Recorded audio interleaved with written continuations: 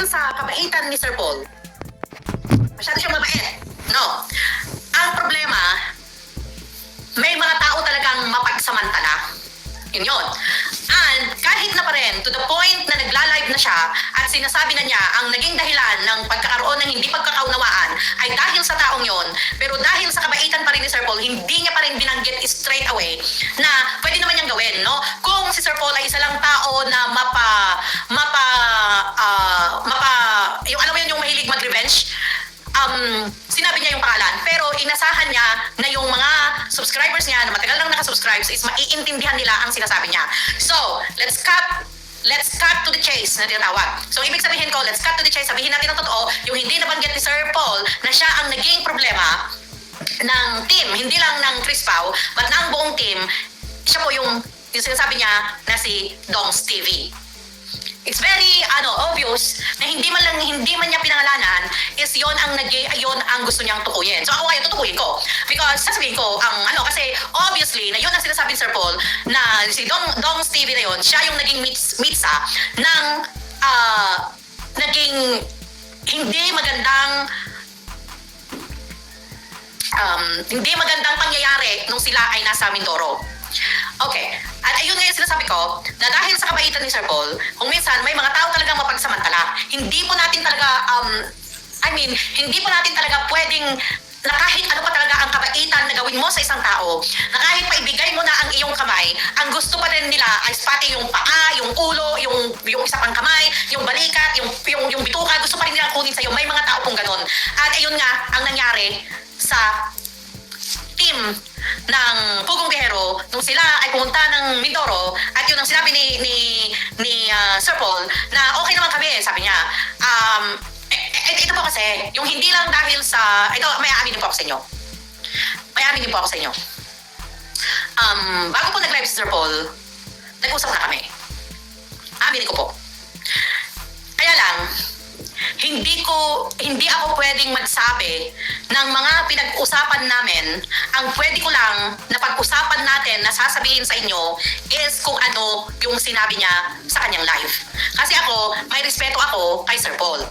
Okay. So, hanggat hindi niya ako bibigyan ng go signal, ang pwede ko lang na reactionan is kung ano yung ni-live niya. Okay po?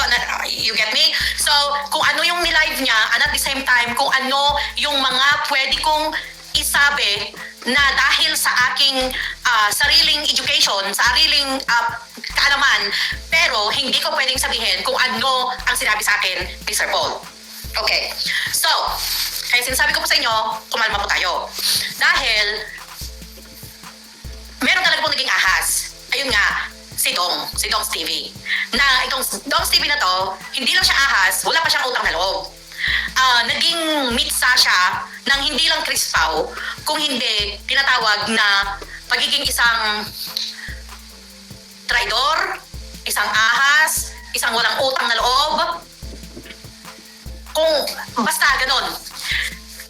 And so, siya ang naging ahas. Kaya nung mga huling mga videos na nila ng PB Team, nakita nyo na po, mayroong epekto na at hindi na nila pwedeng itago yung nangyayari. Hindi na nila pwedeng itago na merong nangyayari. Hindi man nila maamin na harapan o hindi man maamin na diretsahan. Pero, again, ito yung sinasabi ko sa inyo, alam nyo to kasi napanood nyo, nakita ninyo, naobserbahan ninyo na merong hindi na magandang nangyayari. Okay? So, because of that guy. At ito, hindi ko to haka-haka, hindi rin dahil sinabi sa akin ni Sir Paul, kung hindi sinabi niya sa live niya. Okay? So, hindi po ako, again, ulitin ko ha, hindi ako magsasabi ng bagay na kung hindi manggagaling sa live ni Sir Paul. At kung hindi manggagaling sa mga napapanood natin sa kanilang mga vlogs. Okay. So, because of this guy, dahil sa lalaking ito, kung pinakinggan ninyo yung live ni Sir Paul, na sabi niya na hindi lang sa PB Team ang naapektuhan, pati rin ang Chris Pao, sinabi niya. So, ang ibig sabihin, hindi man niya inamin ng derechahan, merong pinagbabasihan si Sir Paul na dahilan kung bakit niya sinabi na affected ang Chris Pao. Okay. Kahit pa sabihin natin, ito ko ha, ito. Gusto ko maintindihan nyo. Kumalma kayo, kalma. Gusto ko maintindihan ninyo. Si Sir Paul, hindi po siya batang mag-isip. Si Sir Paul, hindi po siya basta-basta naniniwala sa mga sabi-sabi. Nagigets nyo yung ibig kong sabihin? Kung ang isang tao ay hindi naniniwala sa sabi-sabi, anong ibig sabihin nun? Ano ibig sabihin nun? Kapag ang isang tao hindi naniniwala sa sabi-sabi, ano yung ibig sabihin nun? Ang ibig sabihin nun, may katibayan, di ba? Kasi ako ganon.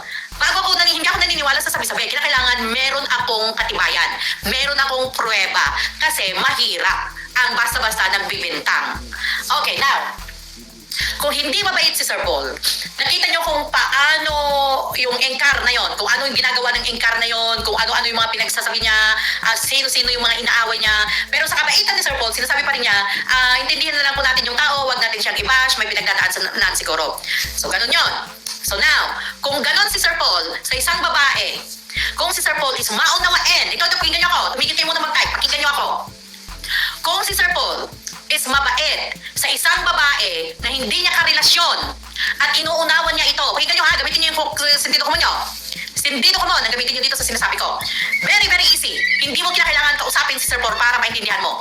Kung, pakinggan niyo ako, wag mo na mag-type, kung si Sir Paul is naging maunawain at inintindi ang isang babae na kagaya ni Ingkar na hindi niya naman karelasyon, no? At bukod itong Ingkar na to is merong obsession, merong sakit na malala para kay Sir Paul. Kung sino-sino yung inaaway niya, kung ano-ano yung pinagsasabi niya. Pero si Sir Paul pa rin is maunawain sa babae ito. Sinasabi niya, huwag niyo siyang i-bash, unawain na lang natin siya may pinagdadaanan. Okay, kung ganon kabait, hindi dito, common sense. Kung ganon kabait si Sir Paul sa ibang babae na hindi niya karelasyon, eto, bakit sa palagay ninyo, hindi niya kinausap ng ilang araw si Krishna? Think about it. Think about it. Okay? Naintindihan nyo? Nagigits yung ibig ko sabihin? Kasi, kung isipin nyo ha, oo nga no, bakit yung ibang tao nga is maintindihin si Sir Paul, napakabait, ilan na yung mga scholar niya na ilang beses niyang binigyan ng chance. Maalala niyo si Madeline? Maalala niyo si Ninita? Ilang beses niyang pinagbigyan, ilang beses niyang inunawa, ilang beses niyang binigyan ng pagkakataon, second chances, ang mga yon. Ganon kabait si Sir Paul. Pero, kung ang isang tao is bigla niyang hindi kinausap, bigla niyang iniwasan, why do you think? Bakit sa palagay ninyo?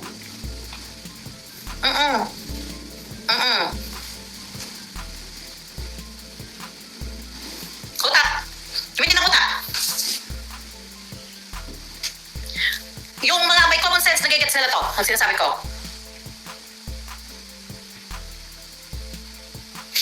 Thank you, Betty. Sige, I will leave you alone for a few seconds para magets nyo. Marami nakagets. Ngayon, dahil again sa pagiging isang Maginoo ni Sir Paul, pagiging likas niyang mabait, na kahit masakit, no? Hindi niya pa rin, tignan nyo, hindi niya iginiretso ang pangalan nitong Stevie, na siya yung naging ahas, siya yung naging mitsa sa samahan ng Pugong Biyahero sa Mindoro. Hindi niya pa rin diniretsyang sinabi ang pangalan ng tao. At sinabi niya pa rin, nagkaayos naman kami, nagkausap naman kami. Ganon si Sir Paul. Pero hindi ibig sabihin, hindi naman siya tanga, no? Gusto ko rin malaman nyo, hindi naman tanga yung tao. Yes, mabait siya. Yes, kinausap niya yung si Snake. Kinausap niya si Snake, humingi ng tawad si Snake, pero hindi ibig sabihin nun, hindi naman tanga si Sir Paul, para lang sa ganon, inakas ka na nga, tatanggapin mo pa ulit. No! Patuwarin mo, yes, fine. Pero, inasama mo pa ba? Magiging kaibigan mo pa ba? Of course, there you go, Cheryl. May nakita siya na hindi maganda at hindi niya gustong sabihin dahil makakasama kay Krista. There you go. May nakakuha. Jonah, that's not true. Oy, ito dahil alam ko may magsasabi, ginamit lang nila si Krista ng buong PBT. Hindi yan totoo kasi alam ko may magsasabi ng ganyan. So ang ginawa ko po, kagabi, tapos namin mag-usap ni Sir Paul. So ang ginawa ko, nag-look back ako sa mga dating mga videos ni Sir Paul. Actually, hindi dahil kay Chris na umangat ang kanyang viewership. Dati na mataas ang kanyang viewership niya, more than 300k, more than 400k, more than 1 million. At yun po ay wala si Chris na sa mga videos na yon. Nung si Chris na, okay, umakyat ng mahigit 200, 183,000, ganon. So hindi niya pwedeng sabihin na si Chris na ang dahilan kung bakit tumaas ang ratings ng mga videos ni Sir Paul. No, it's not true. So mag-research back kayo. Sa YouTube, i-search nyo ang Pugong Biyahero videos at makikita nyo doon kung ano yung mga viewership niya, kung mag-ilan yung viewership niya. No? Ang mga sinasabi nyo, yung buong team, sina Peter Paul, si Ralph, si Peter Paul and si Ralph, ilukbak nyo. Hindi dahil kay Chris na, kung hindi dahil kay Sir Paul. Kaya marami ang nanonood sa kanila. Dahil kasama lagi nila si Sir Paul. Okay. At yun nga, napasikat naman talaga maraming mga napasikat si Sir Paul. Una-una, isa-isa na ako doon, no? Isa na ako doon. Wala pa ang Chris na. Tumaas na ang aking subscribers. Mula 1,000 subscribers hanggang ngayon mag-40,000 subscribers na. At hindi dahil kay Chris na, kung hindi dahil kay Sir Paul. Hindi ito na, wag mong ipagpilitan John na nang dahil kay Chris na tumaas ang viewership. No, hindi ka nakikinig eh. Kaya sinasabi ko sa iyo, pumunta ka sa YouTube, i-search mo ang Pugong Biyahero at makita mo yung mga numbers ng viewership ng Pugong Biyahero team. Okay, so, may pag-asa pa ba na magkakaayos ang Chris Pao? Of course may pag-asa na magkakaayos ang Chris Pao. You know, lalo na pag ayaw ko na muna magsalita. But ang ibig sabihin, wala namang permanente dito sa mundo. Yun ang gusto kong sabihin. Walang permanente dito sa mundo. But, ang dahilan ang pinag-usapan lang natin ngayon is yung dahilan ng pagkagulo ng PB team is dahil sa merong naging ahas sa grupo. At ayun nga, si Don's TV. Kaya yung aral na mapupulot natin dito, mag-ingat tayo sa ating mga kasamahan. Mag-ingat tayo kasi kasama mo siya, pinakain mo siya, ibinigay mo ng lahat, tutuklawin ka pa rin at kakagatin ka pa rin at lalong-lalo na patalikod ang ginagawa. Okay. So, ayun ang mahirap na hindi natin maiwasan na may mga dumating sa grupo na meron talagang magiging ganon, yung manggugulo sa grupo, no? Parang ang Don's TV na yan parang naging mission niya na sirain ang Pugong Biyahero team. Parang ganon ang gustong gawin ng Don's TV na yon.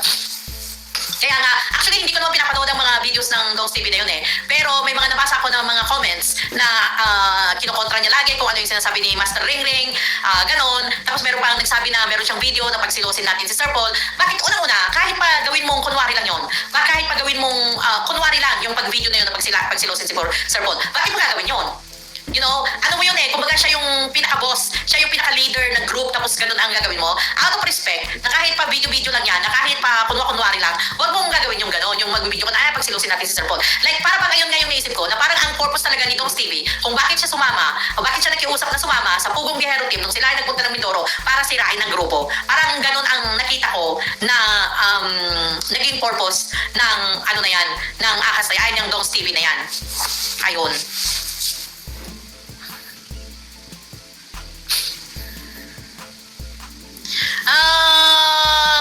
Noli Flores, sasagutin kita sa mga susunod na araw. Not today.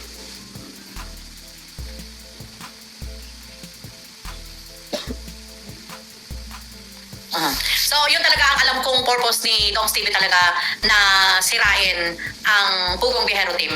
Kasi talagang from the start, kayo mismo, napansin niyo, kayo mismong mga nanonood sa pagpunta nila ng Mindoro. Actually, sa totoo lang, meron talaga akong nakabasa na ayaw ko sa bago nilang kasama, mayabang ang dating, ganyan-ganyan. Actually, marami sa inyo na nabasa ko sa mga comments na nag-comment na naramdaman nyo na kakaiba yung taong yon. Kaya nga nung nangyari na to, parang naisip ko talaga na na parang ang naging purpose niya talaga is sirain ang grupo. Yan. Hindi ko naman sinasabi niya i-unsubscribe niyo siya, pero nasa inyo na po na yun. Yun naman ang sinabi ni Sir Paul na not straight away na sinabi niya yung pangalan ng Don's TV, pero sa punto ng kanyang pananalita, yun ang sinabi niya.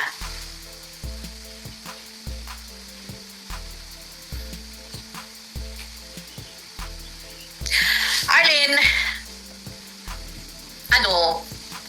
may mga nasaktan eh. So, may mga nasaktan po. So, right now, kaya sinasabi ko na kumalma muna kayo dahil may mga nasaktan. Hopefully, magkaayos din si Sir Paul at si Chris na. Pero, pag-uusapan natin ang mga bagay-bagay na to sa mga susunod na araw. Pero yun nga, ulitin ko sa mga bagong pasok, kasi ngayon 1,970 tayo. Sa mga bagong pasok, isipin nyo to, na kung si Sir Paul ay nagbibigay ng pagkakataon sa mga naging scholar niya na nagkamali, nagbigay siya ng mga second chances and third chances and fourth chances and fifth chances sa kanilang mga pagkakamali.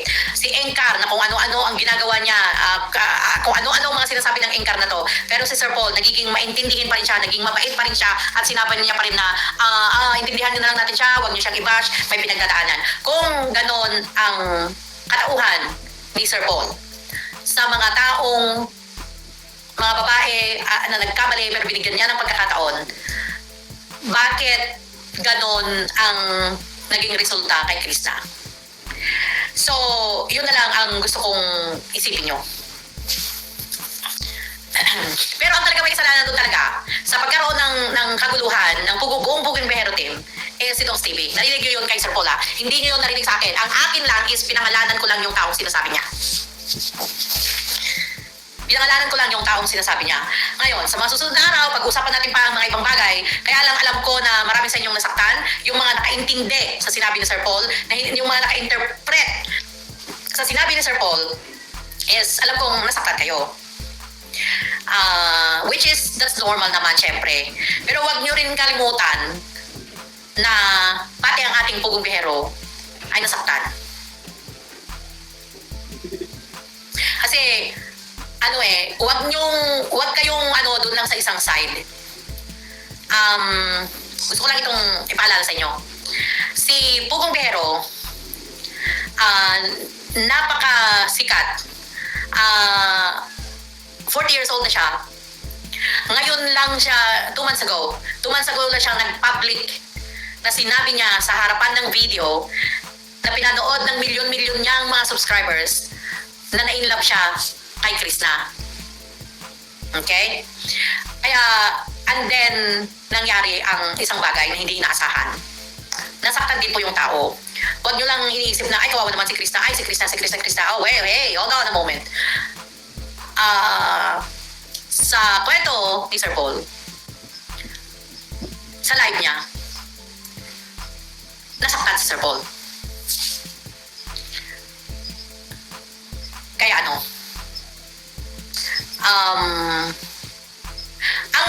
nasaktan kay Sir Paul is yung damdamin niya.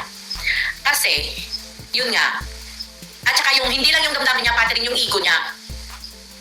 Kasi, siniwalat niya yung kanyang nararamdaman kay Krishna 2 months ago in front of the world, sa harapan ng mundo, at umasa siya na ayun ay forever.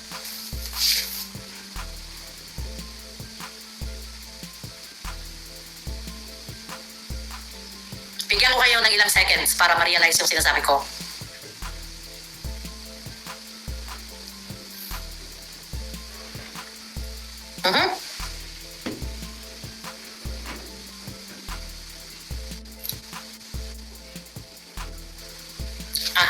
Sinasabi buti hindi sinuntok ni Jean Lemon. Oo. Yes, true. Buti hindi sinuntok si Doc TV. Kaya yun nga, kasi sa pagkakataon na yun, talagang nakita nyo naman nung hindi na sinasali si Krishna sa mga video nila, nung sila ay nasa Mindoro, yung mga huling araw nila, talagang pinakalma kasi sila ni Sir Paul, no? Pinakalma siya. Pinakalma niya ang kanyang team.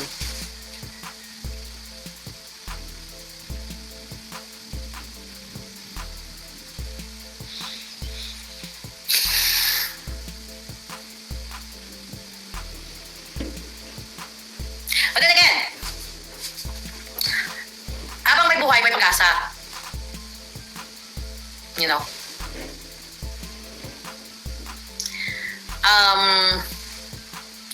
Hindi naman siguro tatawag sa akin yung tao at mag-voice out kung hindi nasaktan. Kaya, alam niyo kung may mga nababasa ako na I wish kung pwede ko sanang sabihin ang totoong dahilan. Kaya lang, hanggat hindi manggagaling kay Sir Paul, ayaw kong magsalita. Basta ang pinag-usapan natin ngayon is merong naging ahas. At yun ang nakasira. Yun ang naging problema kay Sir Paul. Yun ang problema kay Sir Paul. Masyado siyang mabait. Kasi itong Dongs TV na to, kasama na nila noon dati. And then, hindi na naging kasama. So ngayon, binigyan niya ng chance, ng pagkakataon, ay sinama sa Mindoro. Ayun. Ang nangyari. Huwag niyo na pong alamin. Parang awan niyo na, huwag niyo pong alamin. Sa mga nagsasabing kawawa naman si Chris na, kawawa naman si Chris na, ano ba talaga yung ano, yun nga yung sinasabi ko. Pero maraming nakagets. Maraming nakaget. May mga hindi nakaget. Bahala na kayo dahil hindi nyo naget. May mga nakagets eh. Sabi niya, okay, naget ko na. May mga nakaget. Merong mga hindi nakuha.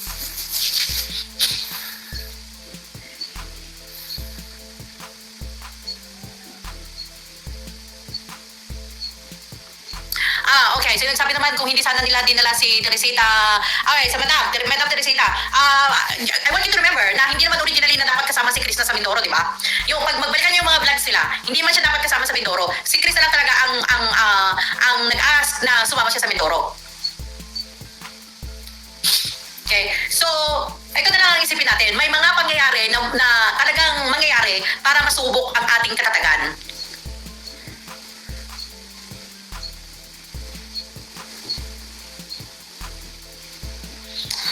Ulitin ko yung sinabi ko kanina sa mga bagong pasok at medyo parang hindi nakagets.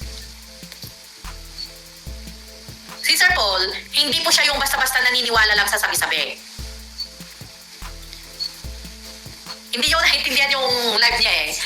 Dahil sinabi mismo ni Sir Paul na yung si Dongs TV humingi ng tawad at pinatawad niya. So ba't ka humihingi ng tawad kung wala kang ginawang kasalanan? Naman. Bakit ka humihingi ng tawad kung wala kang ginawang kasalanan? Di ba kasi sinabi niya sa live niya, ay humingi naman tawad, napatawad naman natin. Di ba sinabi niya sa live niya? Okay. Ha? Okay. Bakit hihingi ng tawad ang isang tao kung walang ginawang kasalanan? Oh.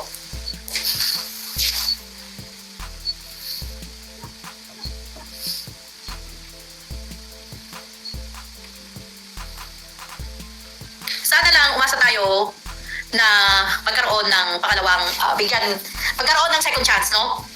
Pero ako, kung ako ang tatanungin ninyo,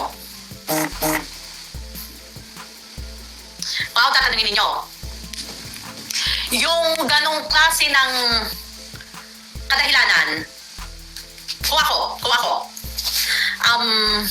no second chance. Kung ako, wala akong second chance na ibibigay. Sabihin nyo ng napakatigas naman ng puso ko, ano ko naman, para ba naman akong perfectionist na hindi nagkakamali. Kasi, ako, ganito yan ha, ito ay ako. Kung ako, okay, dalawang bagay lang ang magiging dahilan kung bakit ko i-divorce ang asawa ko. Dalawang bagay lang ang dahilan kung bakit ko i-divorce ang asawa ko. Una, kapag sinaktan niya ako ng physical. At pangalawa, if he will cheat on me. Kung siya ay mag-cheat. Yun lang ang dalawang dahilan kung bakit ko i-divorce ang asawa ko. O yung mga matatilin dyan na gets. Na-gets. Yung mga hindi masyadong na-gets.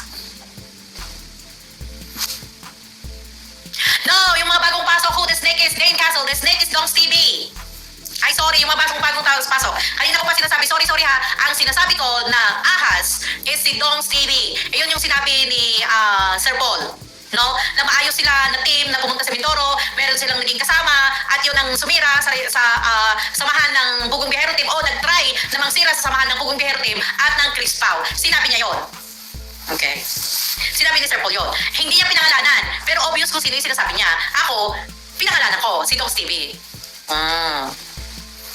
Okay. So, yung mga nakagets, okay, that's good, nagets nyo. Yung mga hindi nakagets, saka na natin pag-usapan siguro sa mga susunod na araw. Ano na lang, basta mag-live ulit tayo bukas. So, bibigyan ko kayo ng chance na kumalma. Again, like I said, wala namang permanente sa mundo. Habang may buhay, may pag-asa.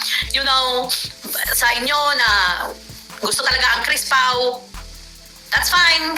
You know, gusto nyo ang Chris Pao, that's fine. Ako naman is, ako kasi, unang-una pa lang sinabi ko, kung sino ang mahal ni Sir Paul, respetuhin ko, tatanggapin ko. Ganon ako. So, kahit pa, for example, personally, hindi ko type, hindi ko pwedeng sabihin hindi ko siya type para kay Sir Paul. Hindi ko pwedeng sabihin because si Sir Paul, I respect him so much. No? At yung, may late na dumating. Kahit pa yung Dongs TV na yon na gumawa ng video na sabi ng title is pagsilusin natin si Sir Paul. Bakit mo gagawin yon? Bakit mo gagawin yon sa taong tumulong sa'yo para dumaming subscribers mo, para sumikat ka sa social media? Kumbaga siya yung boss mo, siya yung nagbigay ng chance para umangat ka sa social media. Tapos gagawa ka ng video na pwedeng masaktan pagsilusin natin si Sir Paul. Is that right? I don't think that's right.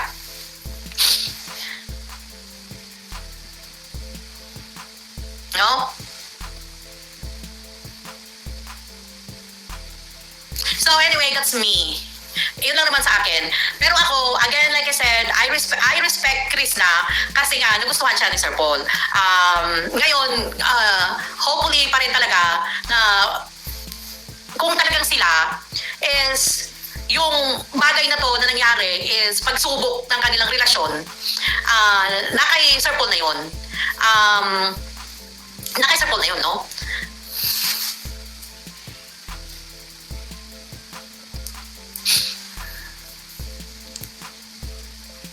Correct. Lahat ng pangyayari is may dahilan.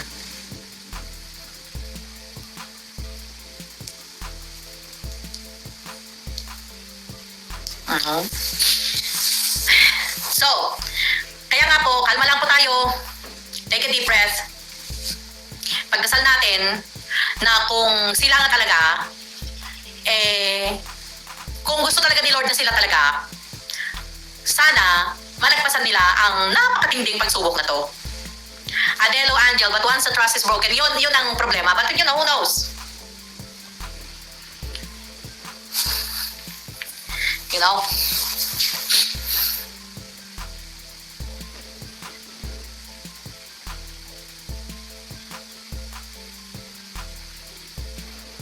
So,